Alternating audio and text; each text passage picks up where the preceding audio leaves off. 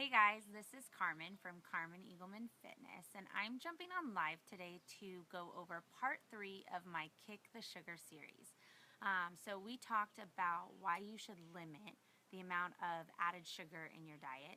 We talked about where sugars are hidden in your foods, as well as what the different names they're called. And so today we're going to talk about my favorite natural sweeteners that I use, because taking sugar completely out of your diet is just not feasible, right? It's about balance. So I'm going to give you 5 of my top sugars that I like to use on a consistent basis. Now, while I'm using these sugars on a consistent basis, I'm still using them in moderation. You don't want to go overboard because sugar is still sugar and how your body reacts to it. But these are probably better for you, or I know they are better for you, than refined cane sugar or any of your other like artificial sweeteners, where they just, wreak havoc on your body. So my first one would be local, raw, unfiltered honey. You've heard me talk about this in the previous series. You want raw and you want unfiltered, because a lot of the honeys that you find on the shelves in your grocery stores are highly processed. They don't contain any of the benefits that you get when you're consuming raw unfiltered, such as amino acids and minerals and enzymes, like raw unfiltered honey does. And you want to try and go for local. Another reason for that being is that it helps to reduce allergies. And the reason for that being is because you've got bees that are pollinating your local plants and flowers. And so if you're allergic, you have allergies or whatever like that, that helps. It gives you a little bit of those allergens in your system, and you start to build up an immunity to it. So, and you want to actually do that before your allergy season starts, so that you have time to build that up. My second sweetener would be coconut sugar. And I actually like to use this. This is lower on the glycemic index level compared to cane sugar, even organic cane sugar, all that. So you want organic coconut palm sugar. And this is great for baking. It is a 1-to-1 ratio, so you don't have to worry about trying to figure out the measurements. And I use this for if it calls for cane sugar or brown sugar. I make some awesome chocolate chip cookies. Again, it's all about balance, right?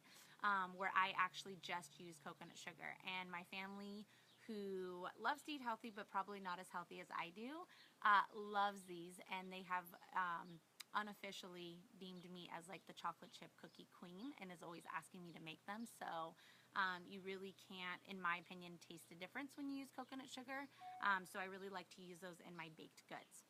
Number 3 would be dates.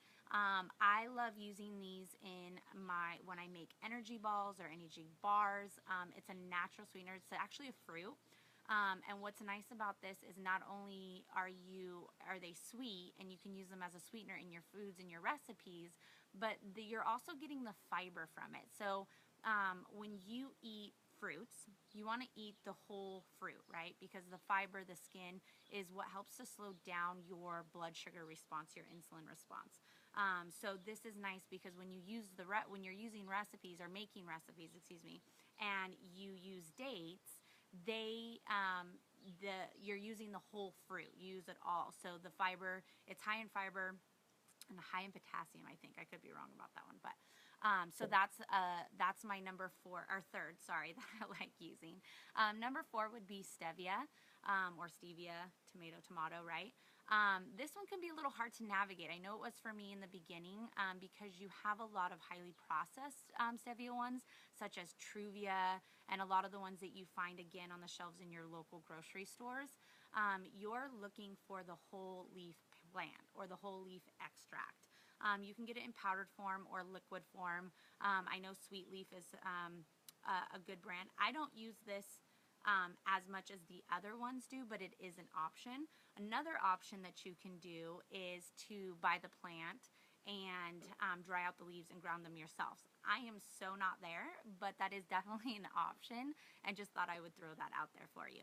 My number 5 natural sweetener that I use is pure maple syrup. And I'm not talking about Aunt Jemima or Mrs. Buttersworth. I know I grew up on those too.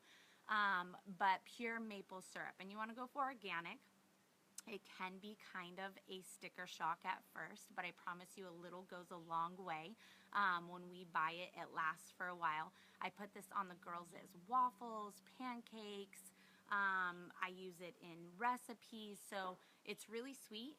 You don't need a lot again, and you want to buy grade B when you're looking for it if you can find it. I know most commonly you can find grade A, but I know like my local health food store carries grade B. I think Trader Joe's carries grade A, but pure maple syrup is way healthier and way better for you than any of the refined, highly processed syrups out there. So on another note, so those are my 5 natural sweeteners.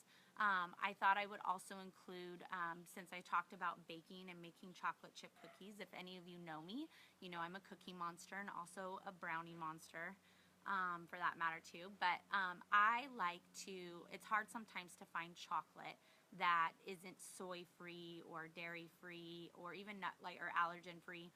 But really soy is the problem that I find when I'm looking at chocolate. And my favorite brand is actually called Enjoy, and Enjoy Life, sorry, chocolate chips. And what I love about this brand is that it's actually, you're starting to find it more and more, like at Walmart, Winco for people who are out in California, and even like Stater Brothers, local stores. So it's nice. It's not something that is just at like Whole Foods or something like that where you might not have access to. So I love using those in my recipes. The girls love it. It's dark chocolate, and dark chocolate is good for you. It has antioxidants in it, but I like to use those, so that's an option when baking. So again, I hope that these tips have helped you, these natural sweeteners. I encourage you just to start slowly, step by step, transitioning to these if you haven't. It's not about going full force and just, switching everything out, but doing it little by little, and you'll stick with it. That's how I did it on my journey. And, as you know more, you do more, right? You know better, you do better. So it's same thing with this. This is Carmen from Carmen Eagleman Fitness, and I hope you guys have a great day, guys. Thanks for joining in.